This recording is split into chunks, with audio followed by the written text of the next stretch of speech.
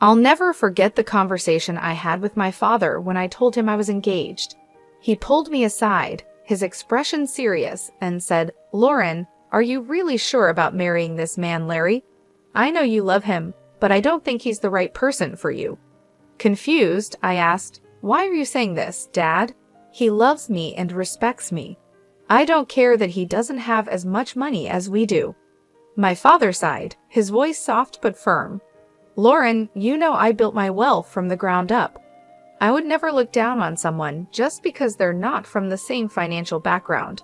But there's something about Larry that worries me. He's a bit of a shady character, and his mother is no better." I was taken aback. "What do you mean, Dad? I don't understand." He hesitated, then said, "Maybe it's just a father's instinct, but I don't believe this man truly loves you. Yes, he's affectionate, but I've heard him talk about how rich you are. I overheard him bragging to his friends, saying he had bagged the rich brat. And Linda, she just laughed and agreed with him." I felt a pang in my heart, trying to defend Larry. "You must be mistaken, Dad. Larry would never say those things about me, and Linda cares about me too. She would definitely scold him if he ever joked like that." But deep down, I wondered if there was some truth in my father's words. Sometimes I wish I had listened to him. At the time, I was just a naive girl in love, desperate to hold on to something after losing my mother 3 years before. My dad was ill, and I knew he didn't have much time left. I clung to Larry and Linda because they gave me a sense of purpose, a reason to keep going. My father had built a comfortable life for us through hard work and smart investments. I had a decent job and earned a moderate salary, so overall, we were doing well. Larry and Linda, on the other hand, didn't have as much. Larry made more money than I did, but he came from a modest background. His job didn't bring in the kind of money that could make someone rich, and I could tell that bothered him. He and Linda liked fancy and expensive things, and Larry often complained about not having enough money to buy them. I was always eager to help them out with the little allowance my father gave me. I even let Larry and Linda move into my house after we got married, but instead of being grateful, they seemed dissatisfied. They would say things like, "It's such a shame you live in a small house. Your dad lives in a mansion, so why did you buy such a tiny townhouse?" Looking back, I realize how much I overlooked because I wanted so badly to make things work. I ignored the little red flags and convinced myself that everything would be okay. But in the end, I wish I had trusted my father's instincts. I don't make a lot of money. Larry's dad lives in a mansion because he's wealthy, but I'm just a regular office worker with a modest salary. Buying this house was a real challenge for me, and I was only able to manage it because my dad helped with the down payment. Larry, however, wasn't impressed. He said, "Well, if your dad helped you out, he should have gotten you a better place. I'm sure your mom left him something to give you when you got older." I tried to explain, "I'm not entitled to anything, Linda. Whatever my mom left behind is my dad's now. She passed away suddenly, and there was no will. Honestly, I don't mind if I don't get anything. I'm content with the way things are." Linda scoffed, "That's a ridiculous thing to say, Lauren. I would have loved to inherit a lot of money. You know what? Your dad should trade houses with us. He lives alone, so he doesn't need all that space anyway, right, Larry?" Larry nodded in agreement, adding, "Yeah, Lauren, you should ask him." I felt a surge of protectiveness and responded firmly, "Absolutely not. That house belongs to my dad, and he deserves to live comfortably as long as he's alive." Linda then remarked, "Well, he won't be alive for long now that he's sick. We could wait and compromise for a few years and see what happens. Ultimately, everything will be yours after your dad passes. You'll have plenty of money to buy a big house and more." The way Linda and Larry were already making plans to spend my inheritance was deeply unsettling. It didn't help that they frequently urged me to ask my dad for more money. We weren't struggling financially. Larry and Linda just wanted the luxurious lifestyle they imagined, even though it wasn't within our reach. Honestly, I was growing tired of their behavior. However, the real drama unfolded after my father passed away.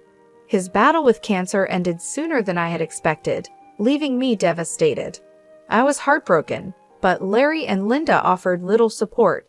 Instead, they were more concerned about the date of the will reading and showed no interest in helping with the funeral arrangements.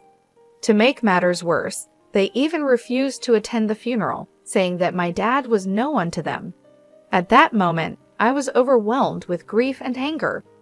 My dad's warnings kept echoing in my mind, and I couldn't help but feel suspicious of Larry and Linda. I began to doubt their intentions, wondering if they had ever truly cared about me or if they were only interested in what they could gain. I was starting to worry that Larry and Linda were only interested in my inheritance. When it came time for the reading of the will, they weren't allowed to be present, and they were furious. Larry snapped, "Why on earth aren't we allowed to be there? This is absurd. Brian was my father-in-law."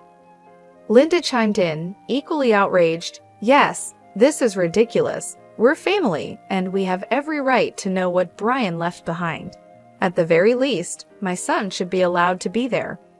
I tried to keep calm and explained, "Your son isn't mentioned in the will, Linda, so he doesn't have the right to be there. Why are you two so fixated on the inheritance? You didn't even bother to come to the funeral." It was ironic how suddenly my dad mattered to them when it came to the possibility of getting some money. I was really annoyed with both Linda and Larry, but what made things worse was how relentless they were. As soon as I got back from the will reading, they pounced on me, eager for details. They weren't allowed to see the will themselves, and that only made them more persistent. I was struggling with the grief of losing my father, but instead of offering any words of comfort, they were only interested in one thing. Linda asked bluntly, "So, we've been wondering for a while now. How much inheritance did you get from your parents? You must have received a lot of money. Tell us how much." I looked at them and said, "Unfortunately, my parents didn't leave me any money, so I didn't receive anything." Linda's eyes widened in disbelief. "What? You didn't get any money, but your parents were rich? They should have left you something." "I don't believe you didn't get any money. You're lying to us. There's no way your parents didn't leave you a single penny." Larry joined in, pressing me, "No money at all. The will didn't even mention you getting any kind of money. You can't be serious." I sighed and tried to stay patient. "No, Larry, there was no money in my inheritance. The lawyer told me that. You can even check my bank balance in a few days and see for yourself." "But what about all their wealth?" Linda asked, her voice edged with frustration. "You're their only child. Who's going to get everything they had?" I shook my head and said, "I don't know about that, Linda. The lawyer just told me I didn't get any money, and honestly, that's okay with me. It was my parents' money, and it's up to them who they chose to leave it to." Linda looked furious and blurted out, "That's ridiculous. You need to fight for that money. It should be yours." "There is no money, Larry," I repeated firmly. They didn't have much left in the end, and whatever was left, they gave to charity. They had been planning this for a while. Larry and Linda looked completely taken aback, anger simmering just below the surface. I couldn't understand why they were so upset. I almost gave in and told them everything, but something held me back. There was a growing doubt in my mind that my husband and mother-in-law were up to something that wasn't in my best interest. I decided to wait and see how they would react, but they didn't let up. Larry and Linda kept pressuring me for more information, as if they didn't believe what I had told them. The more they pushed, the more uneasy I felt, sensing that there was more to their behavior than just disappointment over the inheritance. I decided enough was enough. I told them firmly that I didn't get any money, and even offered to show them my bank account in a few days. A month passed and nothing showed up. During this time, Larry became more distant and stopped being affectionate. He was always checking my account and constantly hounding me for information about my inheritance. It became clear where this was heading. Finally, one day, I decided to put an end to it. I showed them my bank statements and said, "See, I told you that I didn't receive anything. I'm not hiding any secret inheritance money from you. Do you believe me now?" Larry looked at the statements and said, "Wow, our years of hard work just went down the drain then. So her parents weren't rich, and she didn't even get $3,500 in the will. This is ridiculous. I can't believe this." Linda echoed his sentiment. "I can't believe this either, Larry. I stayed in this marriage for nothing. I married Lauren for nothing. It was all a waste of time." Feeling hurt and confused, I asked, "What the hell does that mean, Larry? Why are you talking like this?" Linda answered for him. "Why do you think he's saying these things, Lauren? Who the hell would marry you without thinking about the money? My son simply married you so that we could rely on your inheritance. Now I see that you didn't even get a penny. I can't believe I wasted 3 freaking years on a useless girl like you. I could have done so much better." I was stunned to hear them speak that way about me. I finally realized that Larry married me for money. My parents were right about him, and his mom, they were gold diggers. I was so done with my husband and mother-in-law. I was breaking inside, but what they said next turned me to stone. Linda looked at Larry solemnly and said, "What's done is done, Larry. But now it's time for you to divorce Lauren. There is no reason for you to stay with her anymore. You will have time to find a new rich wife. This time, we will make sure she actually has some money to her name." I was in disbelief. "Are you freaking kidding me, Linda? You're asking Larry to divorce me over money. Larry, are you going to listen to her?" Larry didn't hesitate. "Of course, I would listen to her, Lauren. I married you so that my mom and I could have a comfortable life. We grew up poor, and I didn't even go to college. I had no way of earning a lot of money." I was horrified. "So you pretended to love me and tricked me into marrying you? You thought my parents would give me lots of money?" Larry nodded, and I felt my heart shatter. "Yes, Lauren. I thought your parents would leave you a lot of money, but now I see that they didn't. It was all for nothing." With those words, everything became clear. My parents were right all along. Larry and Linda were only interested in my inheritance, and now that it was gone, they had no use for me. I knew I had to leave them and start a new life, free from their greed and deception. I was willing to share everything with Larry, believing that our marriage was built on love and trust. But when he spoke, I realized how wrong I was. "Yes, that's what I thought too," he said coldly. "It was the only way I could give my mom the life she always wanted. But now, I see that my efforts were pointless. Mom's right, I need to divorce you and keep looking." His words hit me like a ton of bricks. The casual, almost indifferent way he talked about ending our marriage made me question my own sanity. How could he be so detached, so unfeeling? Linda and Larry continued to voice their frustration, complaining about the marriage and about me, but I stopped listening. I was too overwhelmed, too lost in my thoughts, trying to process what they had just said. Their complete lack of emotion and Larry's sudden change in behavior were both heartbreaking and infuriating. At first, I felt a wave of anger rise up inside me. I wanted to scream, to throw things, to let out all the pain and frustration that had been building up. But instead, I took a deep breath and remained calm. "Okay then, Larry," I said quietly. "If a divorce is what you want, you'll get it. I've never been one to refuse your demands, so I might as well give in to this one as a last favor." Linda, sensing an opportunity, quickly added, "So you'll agree to a mutual divorce? It'll save us both a lot of money. And don't even think about trying to get alimony from my son. We'll fight you every step of the way. It's best if you just agree to this." I nodded, realizing that I didn't have much choice. "You're right, I don't have a lot of money right now. So I've decided on something. I'll agree to a mutual divorce, but only if you sign a clause stating that we won't share any of our assets. We'll each walk away with what we have, and nothing more." Larry agreed without hesitation. "That's not a problem at all. You don't have much, and neither do I at the moment. If you can forego alimony, I'll sign the divorce papers and won't claim anything from you." We discussed the details of the divorce, making sure we were on the same page. I could see the relief on their faces. They were both happy that I wasn't making a fuss. I guess they didn't expect me to be so calm about it. But the truth was, ever since that day, I had been crying on my way to and from work. I would sit in the parking lot of my office, crying for an hour before and after work, trying to pull myself together. Larry never noticed my puffy eyes, never asked why I was leaving early for work or coming home late. Linda didn't even bother looking at me after she found out I had no money. Their behavior only made me more determined to get out of the marriage as soon as possible. I knew I had to stay strong and move on with my life. Even though it hurt deeply, I was ready to close this chapter and start anew. The way they treated me, the way they were more interested in money than in our relationship, made me realize that I deserved better. I deserved to be with someone who loved me for who I am, not for what I could offer them financially.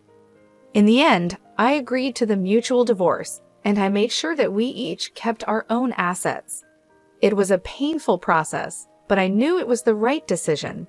I had to let go of the life I thought I had and focus on building a new one, free from the greed and deception that had poisoned my marriage. I decided that I needed some space from Larry and Linda, so I had them move out of my house and into a rented place nearby. They settled in quickly, and while we waited for the divorce to be finalized, Larry kept his word and didn't demand a share of my house. I also didn't ask for any alimony.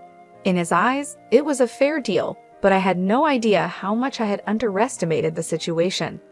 The truth of it all came to light on the day our divorce was finalized.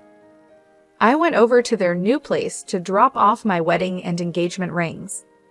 When I handed them over, I said, "Larry, I just wanted to return these to you. This marriage only brought bad times into my life, and I don't want to keep any reminders of it." Larry looked at me surprised. "Are you sure you want to return them? You might need the money someday." Linda, never one to miss a chance to be snide, added, "It's so funny how you're giving them back. You must have laughed at our poverty before, but look where you are now. My son is being generous, giving you the rings back. You might need to sell them when your stupid job doesn't pay enough. We don't want the rings anyway, they're cheap ones." I kept my composure and replied, "What would I need to sell the rings for, Linda? I'm not embarrassed. You don't need to worry about my financial situation." Linda smirked and said, "Oh, we already know. Your parents didn't leave you anything, probably because they lost everything due to bad financial decisions, leaving their daughter with nothing." At that point, I couldn't help but laugh out loud. Linda looked puzzled, and so did Larry. I could see that Larry was annoyed by his mother's behavior and also surprised by my laughter. Linda snapped, "Why the hell are you laughing? Did I say something funny?" I looked her straight in the eye and said, "It's hilarious that you think I'm destitute, Linda. It's also funny that you believe my parents lost all their fortune." Linda, clearly offended, retorted, "Well, of course you're destitute. Your parents didn't even leave you a penny. They must have messed up and ruined your life by not leaving you an inheritance." I smiled and said calmly, "I never said I didn't receive an inheritance, Linda. I simply told you that I didn't get any money. My parents actually left me plenty of inheritance." Linda's eyes widened in disbelief. "What do you mean you have an inheritance? I'm so confused." I continued, "My parents could see through you and Larry for what you are, little gold diggers, so they made a secret clause in their will. It stated that I wouldn't receive any monetary inheritance right away. Instead, I was given something much more valuable." Larry, now clearly agitated, asked, "What are you talking about? What did they leave you?" I looked at them both and said, "My parents left me this entire neighborhood as my inheritance." Linda and Larry were stunned. Linda stammered, "What? You own this neighborhood now? How is that possible?" "We would have known about your inheritance if that were true. We even signed the lease with an estate manager who didn't tell us the name of the owner." I explained, My parents wanted me to wait for a year before I could take full control of the properties, so everything was kept quiet. But now I own this entire neighborhood, including the place you're living in." Linda and Larry were left speechless. The realization that they had been living in a place I owned, after all their scheming, was too much for them to handle.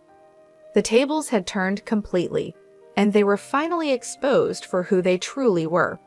I turned to leave, feeling a sense of closure and satisfaction. I had seen through their greed and managed to come out stronger on the other side.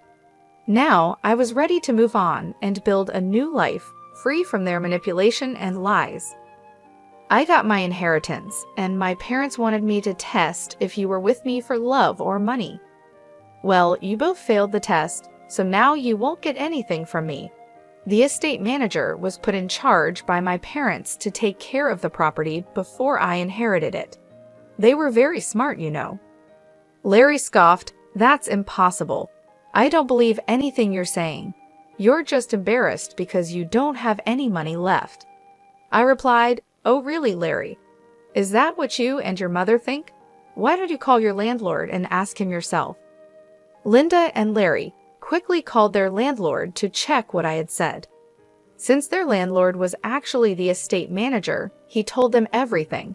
When they hung up, they looked shocked and panicked. "You lied to us," Linda stammered. "You tricked us into thinking you didn't have anything, but you own the entire housing society now. How dare you trick us like this? You wanted to keep all your wealth to yourself, so you made Larry divorce you and sign papers saying he wouldn't take anything from you." I couldn't help but laugh at their nerve. It was finally hitting them how badly they had messed up, and now it was time for some well-deserved karma. I said, "It's funny you're accusing me of being dishonest. Larry, you tricked me into marrying you by pretending you loved me. And Linda, you helped him with this plan, and even told him to divorce me. If anyone here was scamming, it was the two of you. As for my inheritance, you asked how much money I got, and I answered truthfully. This was all a misunderstanding on your part." Linda tried to reason with me. "What's done is in the past. Why don't we try again?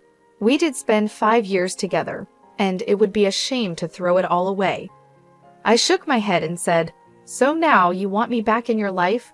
Funny how you were so eager to start fresh with a new girl. I hear you're already seeing someone rich. Don't worry, I'll let her know what a snake you are, Larry." Larry and Linda started begging me not to ruin his new relationship. Larry pleaded, saying that if I wasn't willing to give him another chance, I shouldn't mess up his future. I told him to get lost and also informed them that I would kick them out once the property was officially mine. They panicked and started begging even more. In the weeks that followed, Linda and Larry kept coming to my house, pleading for forgiveness. They already had an eviction on their record, so it was unlikely anyone else would rent to them. The only reason they were still staying on my property was because I had asked the estate manager to allow it. I also contacted Larry's new girlfriend and told her everything. She was horrified by what Larry and Linda had done and broke up with him immediately. She even showed me the text messages as proof. After this mess, Larry and Linda came over, yelling at me and calling me names. I quickly called the police and had them removed from my property. Once the property was officially in my name, I kicked them out very quickly. They didn't expect me to follow through with my threat. When they showed up again, I called the police, who gave them a stern warning. I also filed for a restraining order. It turned out that the whole town knew about what had happened.